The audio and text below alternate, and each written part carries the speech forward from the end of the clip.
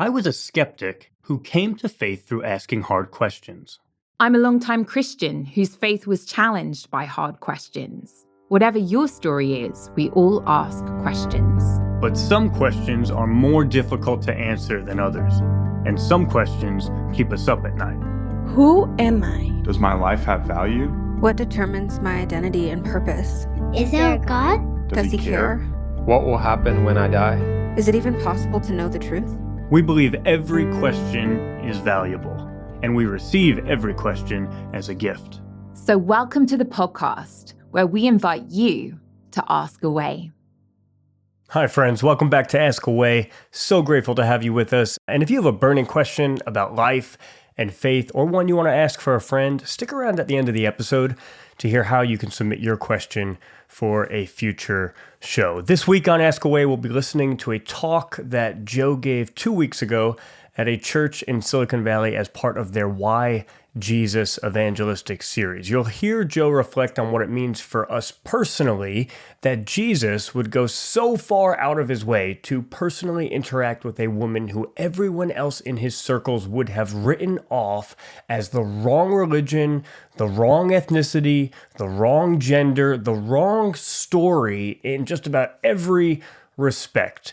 But before Joe gets into it, I wanted to just draw attention to a couple of questions that are in the background for us when we think about this remarkable interaction that Jesus has with a Samaritan woman in John 4, because it is so relevant for us, specifically in today's cultural and political climate. Thanksgiving is right around the corner, and I'm sure most of us have experienced the awkwardness of suddenly and unexpectedly winding up in that conversation with someone who begins to strongly express their political and perhaps religious views in ways that we deeply disagree with.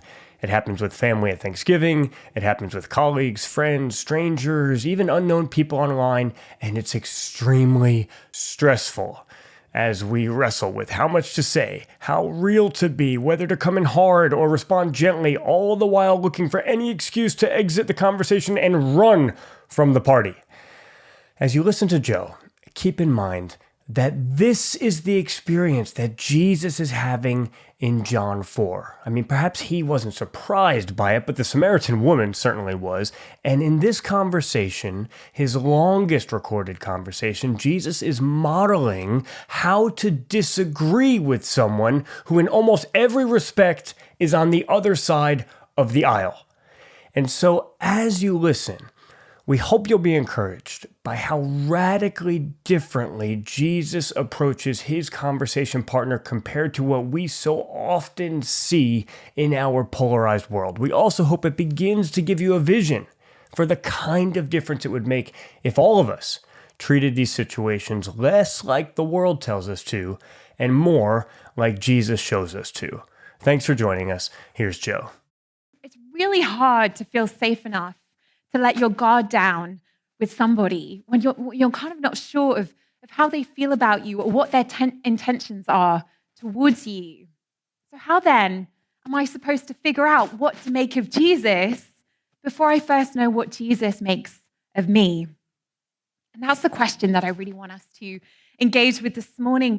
You know, one of the wonderful things about having such accurate and well-preserved eyewitness accounts of Jesus' life is that actually, even though it's nearly 2,000 years later, this is a question this morning that we can not only ask about Jesus, can actually gain a deep understanding of not only how he saw people then, but even how he would see us today. We're in John chapter 4 this morning. And this particular account from Jesus' life, it begins with some surprising words. As the author of John, he tells us in John chapter 4, verse 3, if you want to hear, Jesus left Judea and returned to Galilee. And Jesus needed to go through Samaria on the way. Now, I'll be the first to admit that I'm not the world's most gifted map reader. It's not my fault. Google Maps it hates me. But even I can tell you that Jesus' route planning in this story is highly unusual. You see, the land of Palestine that Jesus lived in, it was actually small. To give you a sense of scale, it could fit into the state of California about 20 times over. And so this small region of the world that Jesus lived in, it was divided into three sections. So you have Galilee, where Jesus lived up in the north. And then you have Judea with the capital city of Jerusalem in the south. And then lying kind of between these two Jewish populated areas was a region called Samaria. But the thing was, even though technically this is a shortcut to get there, anybody who was listening to this story in the first century would immediately be caught out by this first sentence. Jesus needed to go through Samaria, because to them it would have made absolutely no sense. What do you mean Jesus needed to go through Samaria? What good Jewish boy ever needed to go through Samaria? Because Samaria is where the Samaritans lived. And the history of this family feud between the Jews and the Samaritans, it's long, it's bloody, it's bitter, as is so often the case between two people groups who originally started out as one, and then they spent generations locked in these squabbles over land and race and religion. And sadly, those tensions between them, they span centuries and centuries, so much so that 400 years before Jesus was born, Jewish scribes were already proclaiming, "May I never set eyes on a Samaritan, may I never be thrown into the company of one." And then even 200 years after Jesus lived, rabbis are still condemning marriage between Jews and Samaritans by claiming that from their birth, all Samaritan women are ritually unclean. In fact, just 20 years, the Roman historian Josephus, he notes that actually violence erupted in this region in very similar circumstances to the ones that we're reading about in this passage of scripture today, because a group of Samaritans, they actually killed a Galilean who was traveling through Samaria to get to a religious festival in Jerusalem. And in response to this act of violence, the Jews in Jerusalem marched into Samaria, they slayed loads of Samaritans, and they set their villages on fire. So this is the kind of dynamics that we're talking about at this time. And we can even see some of these racial tensions playing out in the Gospel of Luke, chapter 9, when Jesus' own disciples take offense because the Samaritans refuse to show Jesus hospitality by letting them come and stay in their village when they're traveling through one time. And so James and John, two of Jesus' disciples, they get so worked up that they want to call fire down from heaven to destroy the village.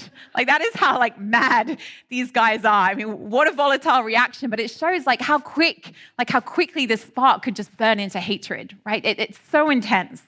Jesus has to shut them down real quick in that scenario.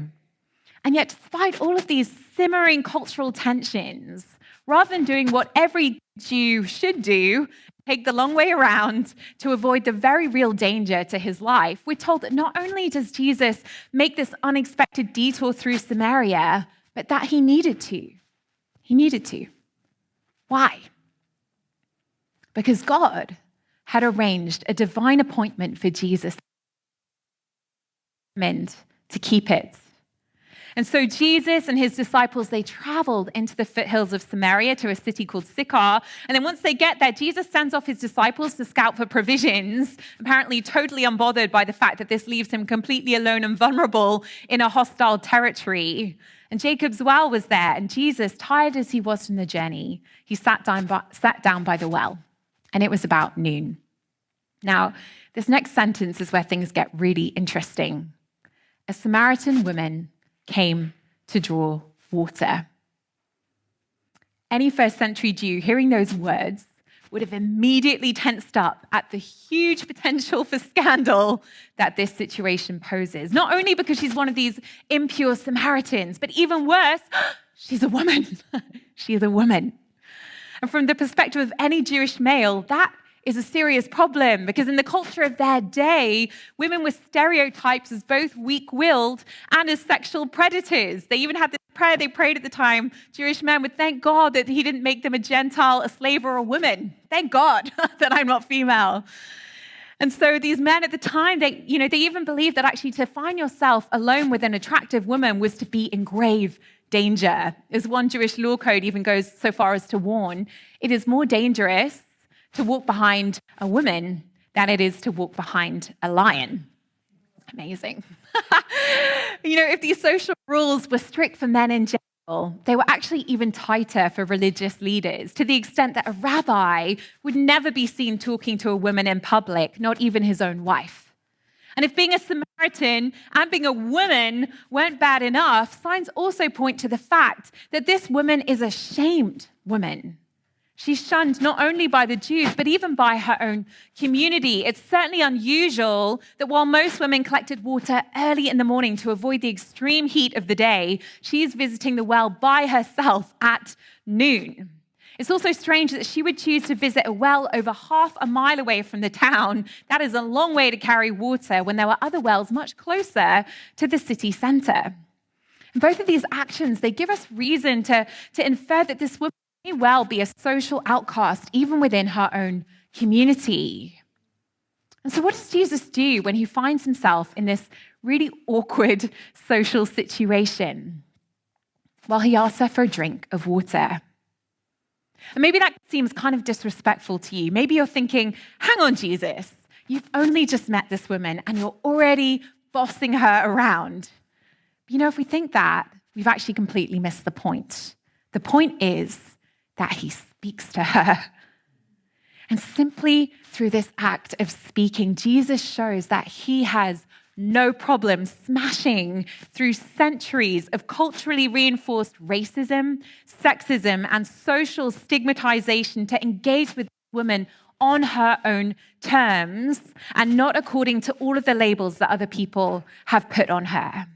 The passage later on tells us that even Jesus' own disciples were surprised to find him talking to a woman. They're so surprised. And yet here's Jesus having the longest recorded conversation in the Gospels with her. Jesus' behavior also flies in the face of Jewish custom, which taught, let no Israelite eat one mouthful of anything that is a Samaritan's, for if he eat but a little mouthful, it's as if he ate swine's flesh. That's how unclean it is to share food, share anything with a Samaritan. But then here's Jesus specifically asking this woman for water to drink from her own water jar. And in that moment, he's shattering these assumptions that he sees her as unclean from the very minute that he opens his mouth. First line, he smashed it all. One moment in his presence. And this woman experiences Jesus as someone who sees her first and foremost as a human being and one who is welcome in his presence. And in this day and age that we're in, where it just feels often, doesn't it, like civility is increasingly being lost in our public discourse and our social interactions, we could learn so much from Jesus here. Someone who sees the person before the politics. He's someone who treats an individual as distinct from their social identity. And it also begs the challenging question, what about us? Like, what impression are we leaving people with? What do the people who live on the other side of our man-made cultural or social boundaries walk away thinking after they have encountered us? For the woman at the well, Jesus' words come as a complete shock. The Samaritan woman said to him, "You're a Jew and I'm a Samaritan woman. How can you ask me for a drink?" For Jews do not associate with Samaritans. And Jesus answered her, "If you knew the gift of God and who it is that asks you for a drink, you would have asked him and he would have given you living water." Notice how gentle Jesus is in his approach to conversation with this woman. He doesn't give it all away at once. He doesn't whack her over the head with his first century edition of the King James Bible, because he intuitively knows that she's not yet ready. She's not ready. First, Jesus has to move this conversation from this kind of mundane chat about a glass of water to the spiritually significant. And he does it in this beautifully natural way, not by telling her what to believe, but instead by piquing her curiosity. Curiosity, first of all, about God, if you knew the gift of God. And then curiosity about himself, if you knew who it is who says to you. And lastly, curiosity about what he has to offer her. He would have given you living water. It's kind of like Jesus is going fishing. He's throwing in the bait, and then he's waiting to see if she will bite. "Sir," the woman said, "you have nothing to draw with, and the well is deep. Where can you get this living water? Are you greater than our father Jacob, who gave us the well and drank from it himself, as also did his sons and his livestock?" Jesus answered, "Everyone who drinks this water will be thirsty again. But whoever drinks the water I give them will never thirst. Indeed, the water I give them will become in them a spring of water welling up to eternal life. And the woman said to him, Sir, give me this water so that I won't get thirsty and have to keep coming here to draw water.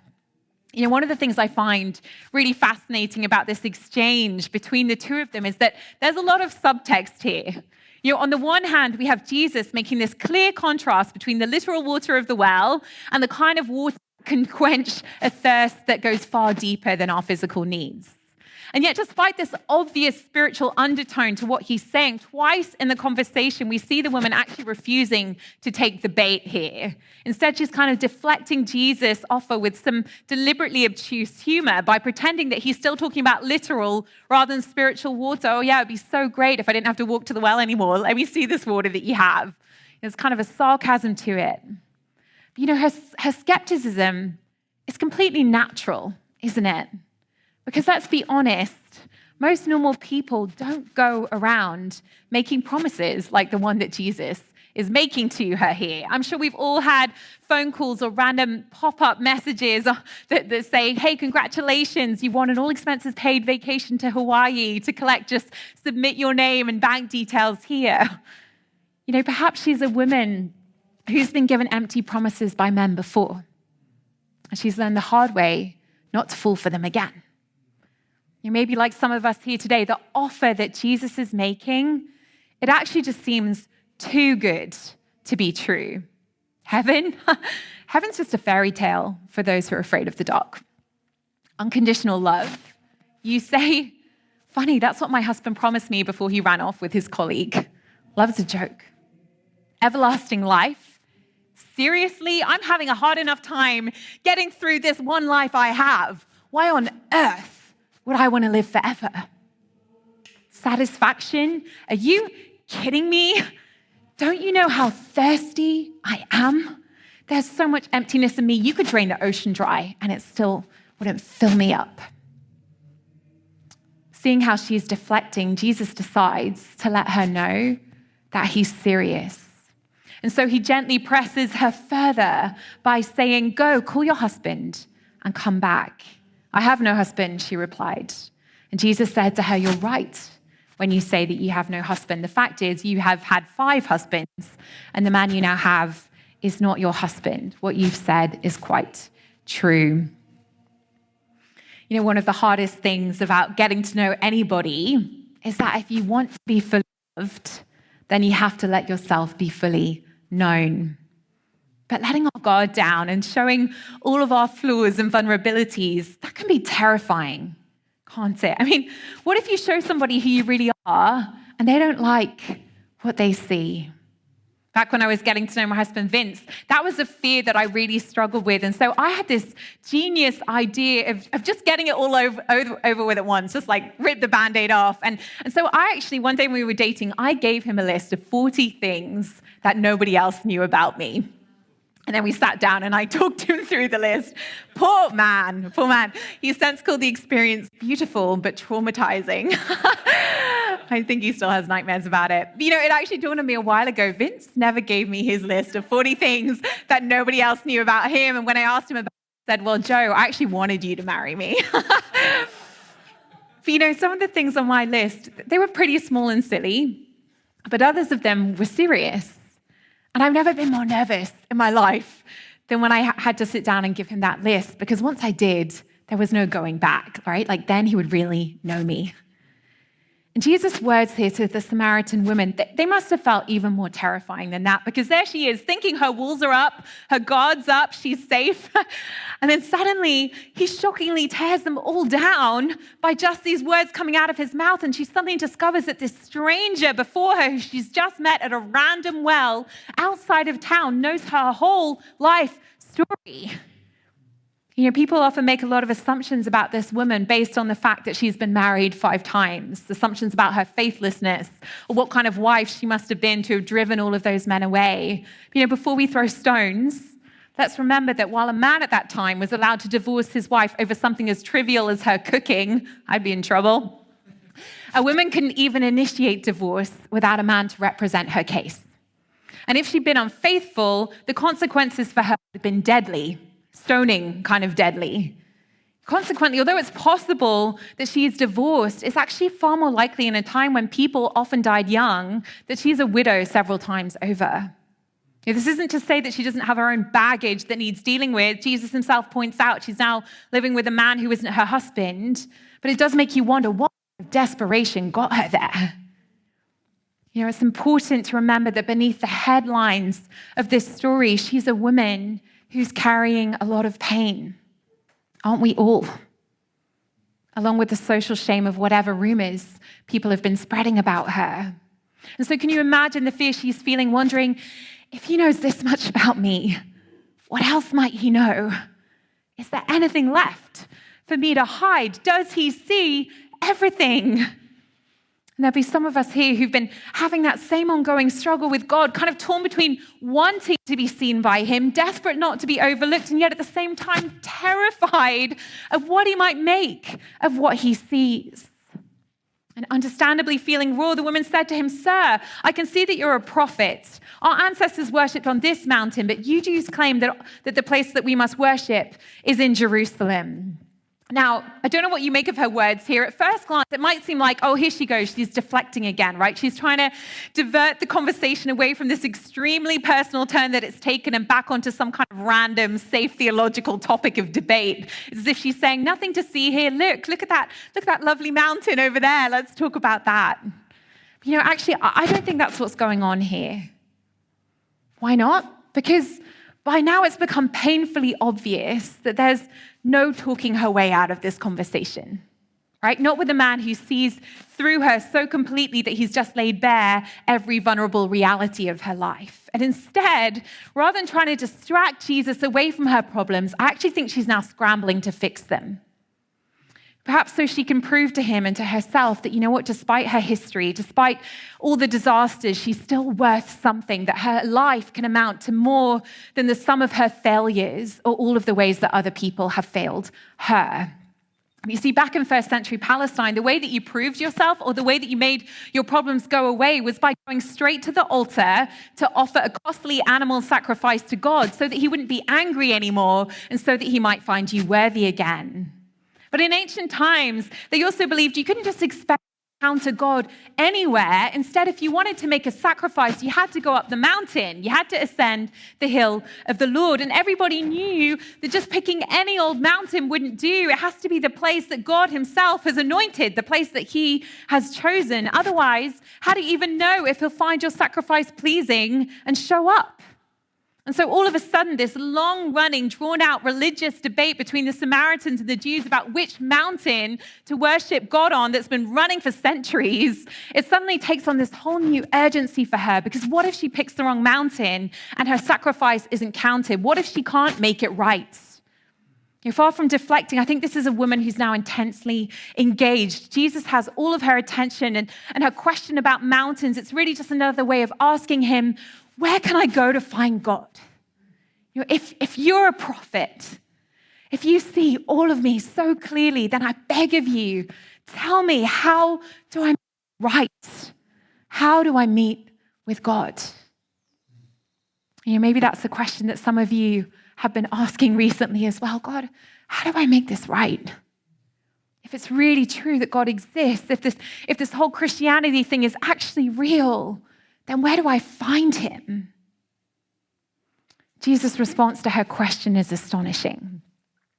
Woman, Jesus replied, believe me, a time is coming when you will worship the Father neither on this mountain nor in Jerusalem, yet a time is coming and has now come when the true worshipers will worship the Father in spirit and in truth, for they are the kind of worshipers the Father seeks. God is spirit, and his worshipers must worship in spirit and in truth.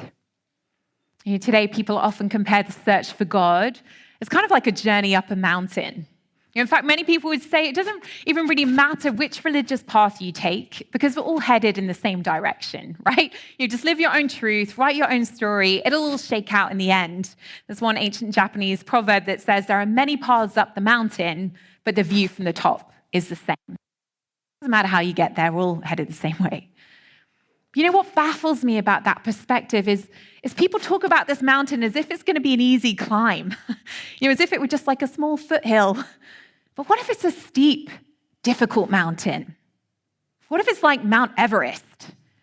Any climber would tell you can't just pick any old route up Mount Everest and start walking. That is a sure way to get yourself killed quick. But how much more difficult should we expect it to be then to climb our way to God? A God who is infinitely greater than Mount Everest. No matter how hard we try, I actually think the task is beyond us. The hard reality for this woman, and indeed for all of us, is that by herself, there is no fixing this. And yet Jesus stuns this woman by telling her that actually a time is not only coming, but has now come when the question about which mountain to sacrifice on, the question of how to find God, it's not actually really going to matter anymore because it's no longer relevant. Why? Because people don't need to try and scramble their way up the mountain to find God. Instead, God is coming down the mountain to find us. And in fact, the God who created the universe and who breathed life into all of it has actually already come down the mountain. He's come all the way down from heaven to earth to be with us. And he himself is sitting beside some random well in the foothills of the mountains, right in front of her, face to face, answering her questions. Like, how wild is that? Here she is asking, how can I find God? When she's already in the presence of the living God. She just doesn't know it yet. And how many of us might that be true of this morning? Perhaps you've been searching for a while, looking for answers. And all the while, the God of the universe is right here. You're in his presence this morning. You just might not know it yet. Not only has God himself come down the mountain to us through the incarnation of Jesus Christ, but actually just as importantly, it's God himself who will also go up that mountain for us. And in Jesus, God comes down the mountain to draw near to us. And in Jesus, God also goes up the mountain to sacrifice for us, which means never again is she going to need to go and offer sacrifices because the ultimate sacrifice, the Son of God, is already preparing. He's already readying himself. He's setting his face towards Jerusalem to go up that mountain for her all the way to the cross to become the only sacrifice that she could ever need. When that moment finally comes, not only are we told that the curtain in the temple in Jerusalem is torn in two, this symbol that actually now everybody has access to God everywhere, but the Spirit of God himself will be poured out from Jesus, running down the mountains to come and dwell among his people in the very places where we live, in the foothills, in the valley, in the bay, right into the sanctuaries of our own hearts, just saturating those places within us of true worship where God draws close to us in spirit and in truth. Those of us who've been around church for a while, it's so easy to take this life for granted that Jesus is offering to us. But how stunning these words must have been to a woman who's only ever been able to worship God from a distance, to be told that now she will be given personal, direct access to him. And yet this shock is nothing compared to Jesus' final revelation to her. The woman said, I know that the Messiah called Christ is coming. When he comes, he will explain everything to us. And then Jesus declared, I, the one speaking to you, I am he. Can you imagine? The man who asked you for a drink by a dusty well on a day like any other turns out to be your longed-for savior and the hope of the whole world. What a moment for her. And yet somehow, despite how overwhelming this must have been, despite this being the most outrageous statement in a series of outrageous statements that Jesus has been making, she actually doesn't doubt him any longer. On account of both the claims that he's making and this inexplicable knowledge that he seems to have about her, the woman is compelled to believe that he's actually telling her the truth. And yet I wonder if even more than all of that, what ultimately persuades her heart isn't just that he knows the truth about her, it's that even when he knows it, he doesn't hold it against her or put her to shame. It's that even knowing her fully somehow this man who she's just met loves her more than anybody else that she has ever known. Just when Vince was getting to the end of my long list of 40 things that no one else knew about me, he reached number 37. And number 37 was one of the ones that I was absolutely dreading telling him about. It was only 4 words, but these were 4 words that I'd hoped I'd never have to share with anybody. And number 37 said this: I am a Trekkie. Yeah, that's right. I grew up watching Star Trek, and I was a total sci-fi geek. I feel like in the Bay, that's loud, actually. That's okay around here. It wasn't where I was growing up. But, it was something that my friends at school used to relentlessly tease me about, because this is back in the day before, like, the TV show The Big Bang Theory had came out and made geek chic like a thing again, and before Star Wars had come out and sci-fi was cool once more. And I'll be honest, I'm not sure I would ever have shared this embarrassing fact with Vince if it weren't for the fact that a new Star Trek movie was coming out and I wanted him to take me to see it, because I think I kind of figured the only thing more embarrassing than being a Trekkie would be going to see a Star Trek movie by myself. And so I plucked up the courage to tell Vince. But, deep down, I was dreading his reaction. I was dreading it. I even felt kind of ashamed. Because I genuinely thought he will think less of me for this. He'll finally realize I'm not as cool as I've been pretending to be. Vince, after I told him it, he didn't say much. In fact, he was pretty relaxed about the whole thing. So you can imagine my astonishment 1 week later when I arrived at the movie theater to watch this Star Trek movie. And I immediately saw Vince standing outside wearing a T-shirt with Mr. Spock's face on it, which said, "Live long and prosper." And then he was holding up this massive Star Trek poster which said, "To boldly go where no man has gone before." At which point, I ran to him and I gave him the biggest hug. And I'll be honest, I actually burst into tears because I just couldn't believe that he was willing to embarrass himself that much just for me. But then Vince said to me, "Joe, I will never be ashamed of you. So you never need to be ashamed of yourself."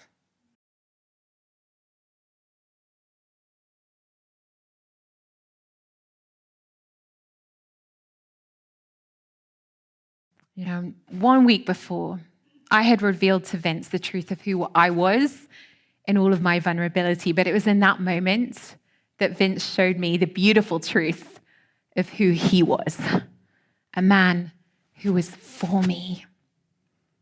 And as we stood there outside that movie theater, I suddenly realized that astonishingly, I actually didn't feel ashamed or embarrassed anymore.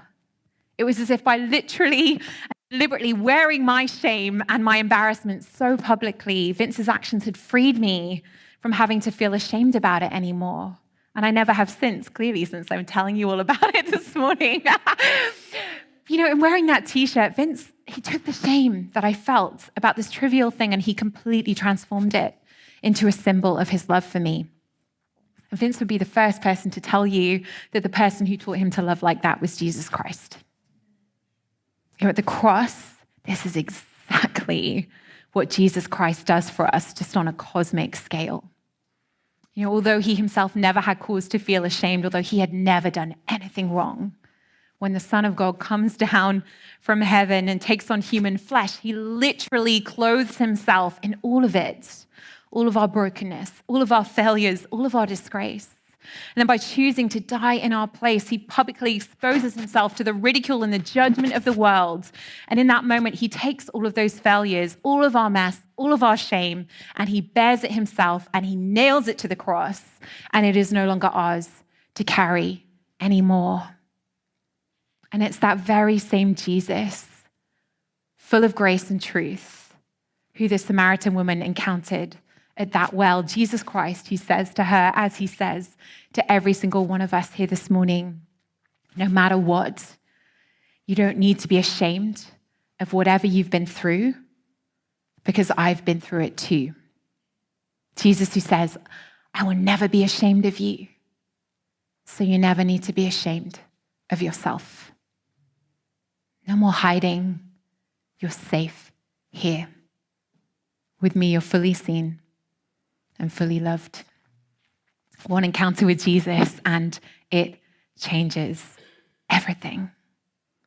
And we can immediately see the transformation on her, can't we? Because the difference between somebody who's living in shame and someone who's living in love is this, that those who know they are loved are unashamed to be seen.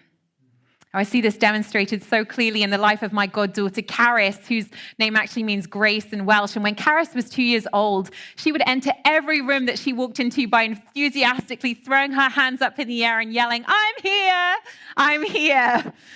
Caris wasn't afraid for anybody to see her, quite the opposite. So secure was Caris in the way that she's loved that it never even crossed her mind that people would be anything but thrilled to know that she had showed up.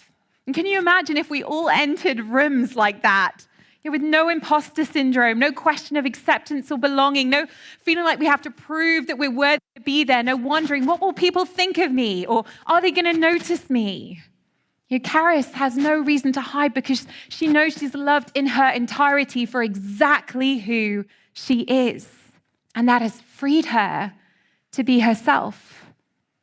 And when we first meet Jesus, when she meets him, we can see how the Samaritan woman, she's in hiding. Her defenses are so high. But after this conversation, she starts to walk in the same freedom of being loved that Caris has always known. The same freedom that I truly hope we will all walk up here with this morning.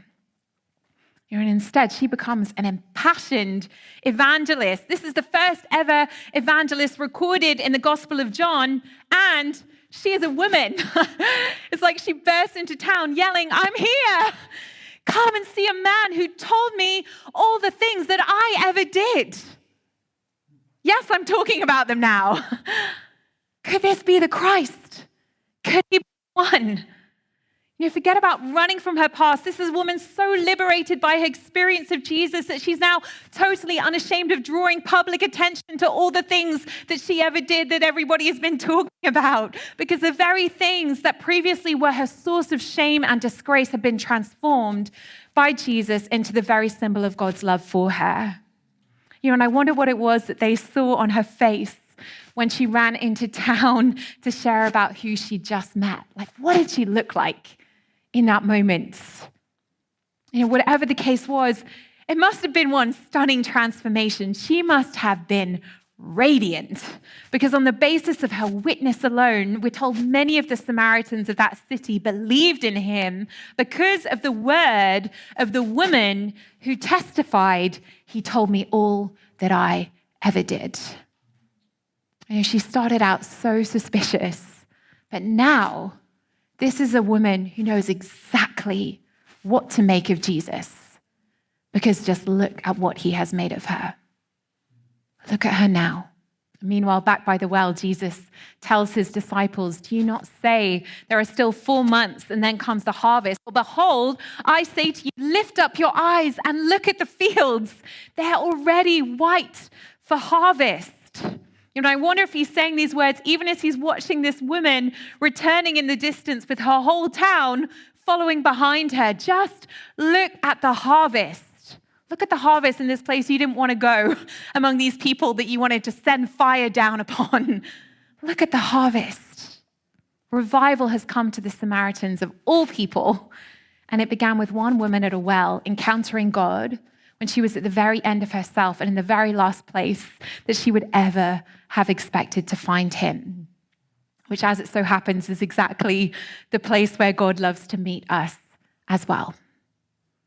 Perhaps you came here not expecting much this morning, but you know what? God came expecting you. God was expectant this morning. God was excited that you were showing up. Why Jesus?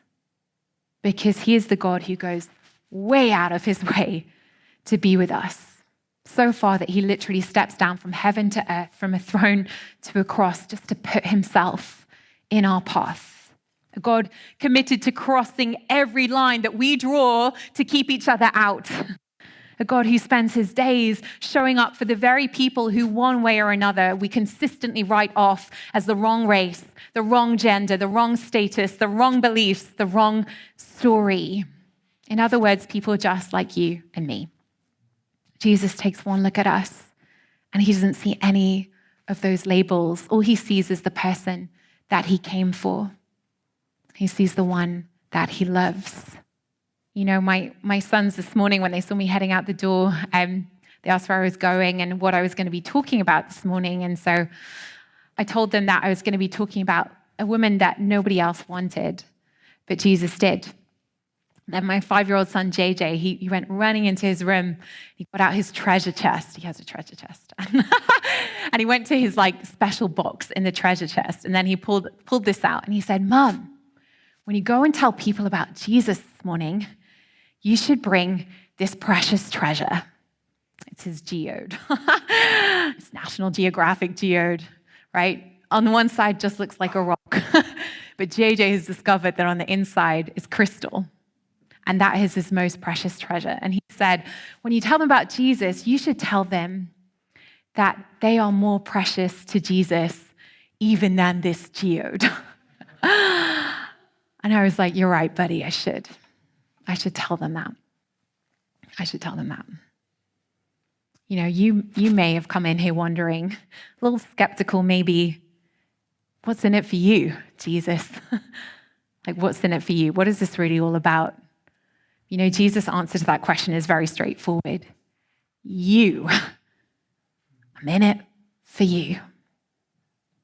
For me, it's not about faceless followers. It's about relationship. I'm not looking for somebody to influence. I'm looking for somebody to love. I'm not here to sell you fake life hacks. I'm here to set you free. Free from spending your days rushing from one well to another, just endlessly trying to fill up that jar, only to find that nothing and nobody ever fills it up. Nothing else ever satisfies. Nothing quenches the thirst. You know, this was never ever about what Jesus could get out of us or what we could do for him. It's only ever been about what he is offering us back at that well. And again, this morning, a life so abundant that we can finally just throw down those water jars because we don't need it anymore. You in him will find a spring of living water that never runs dry. And that is Jesus' invitation for every single one of us this morning. Come to me for life. Just come to me. Let me make much of you.